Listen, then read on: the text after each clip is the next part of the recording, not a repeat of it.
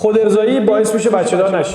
بسیاری از افرادی که واسه مشاوره‌های پیش از ازدواج یا گاهن مشاوره ناباروری تشریف میارن، سوالشون اینه که آیا خودارضایی باعث میشه بچه‌دار نشیم؟ ببینید مطالعات زیادی انجام شده، هم در مورد آقایون هم در مورد خانم‌ها، که آیا خودارضایی میتونه باعث کاهش کیفیت اسپرم در آقایون یا کاهش کیفیت تخمک یا حتی خود روند تخمک گذاری تو خانم‌ها بشه و باروری رو بیاره پایین. هیچ کدوم از این مطالعات اثبات نکردن که رابطه‌ای وجود داره بین خودارضایی و بچه‌دار نشدن. آیا خودارضایی نه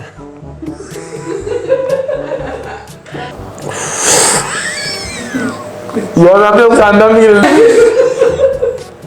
بخشید قرآن اصلا داغ.